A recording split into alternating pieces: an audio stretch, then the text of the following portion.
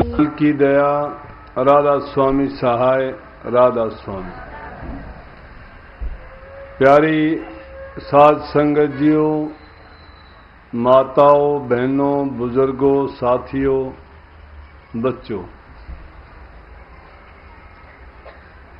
आप सभी को पता है भैया दूज का सत्संग पिछले 24 साल से सोनीपत में होता आ रहा है।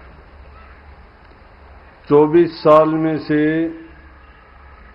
12 साल तो अंदर हुआ है सोनीपत में, और जब से ये जगह ली है उसके बाद 12 साल यहां हो गए।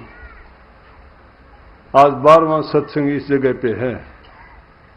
और जब ये जगह ली, पवन ने कह दिया था कि सत्संग के निमित्त है। सत्संगी कहने लगे सत्संग के निमित्त है तो हमें दे दो, नहीं तो हमें दूसरा बनाना पड़ेगा। बोले अच्छी बात है। बोले कि मैंने तो हर साल सत्संग करवाना है, मैंने आश्रम कम थोड़ा करवाना है। अगर तुम दूसरा लेना चाहते हो तो दूसरा भी बनवाओ, डबल फायदा होगा कि मैं तो साल में एक करवाऊंगा, एक आपका हो जाएगा, 2 सत्संग मिलेंगे। तो पिछले 24 साल से चाहे वो सोनीपत में पवन के घर हुआ हो या उसके बाद यहाँ पे लगातार साल में भैया दूज के दिन ये सत्संग का आयोजन इनके द्वारा संगत के लिए कराया जाता है। भागी जीव होते हैं, शास्त्रों में भी यही लिखा है कि संत समागम हरि कथा तुलसी दुर्लभ दोय, सुत दारा और लक्ष्मी पापी घर भी हो। संसारी लोगों के पास भी जिन लोगों चीजों के पीछे, जिन वस्तुओं के पीछे हम भागते हैं, स्त्री है, संतान है, धन संपत्ति है, जायदाद है, कारोबार है, जितने भी काम धंधे हैं वो संसार के लोगों के पास में कमोबेश सबके पास। परंतु दुर्लभ चीज क्या है कि संतों का समागम, संतों का आना और हरि की कथा।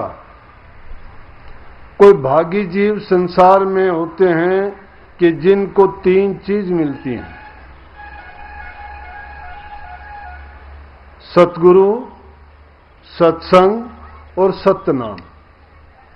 अगर ये तीनों चीज किसी जीव को हासिल हो जाए तो उस जीव को सोचना चाहिए कि उससे बड़भागी जीव संसार में पैदा नहीं हुआ। रामायण में भी आया है, सोई गुणज्ञ सोई बड़भागी जो रघुवर चरण अनुरागी। 3 चीजों का इन्हीं का मतलब है कि वही जीव गुणवान है और वही बड़भागी है जिसको प्रभु के चरणों से प्रीत लगी है। जिसको प्रभु के चरणों में प्रीत नहीं है उसके पास चाहे कुबेर का खजाना हो जाए, पूरी संसार की दौलत उसके घर में आ जाए, जिसके पल्ले नाम नहीं है, मैं कहता हूं वो उस जैसा दरिद्र संसार में कोई नहीं है। क्यों नहीं है कि जीव का कल्याण तो संत सतगुरु के द्वारा, नाम के माध्यम से, सत्संग के द्वारा चेता के किया जा सकता, दूसरा कोई साधन नहीं। संतों ने मौज में आके अलग अलग समय में हालात के अनुसार जीव की जैसी अवस्था देखी, उसके निमित्त उनको शिक्षा दे के कल्याण का मार्ग दर्शाया। कबीर साहब ने भी अनेकों बात अनेकों समय पर ऐसी कही है कि उन्हीं की बात एक दूसरे को काटती हैं। कहीं तो इस जीव को कह दिया कि मत जाइए हंस प्यासा सुख सागर में आए के। हंस का है जीव को सुख सागर संसार को बताया है, और हंस को कहते हैं कि इस संसार में, इस सुख सागर में आके भी तुम प्यासा मत जाना।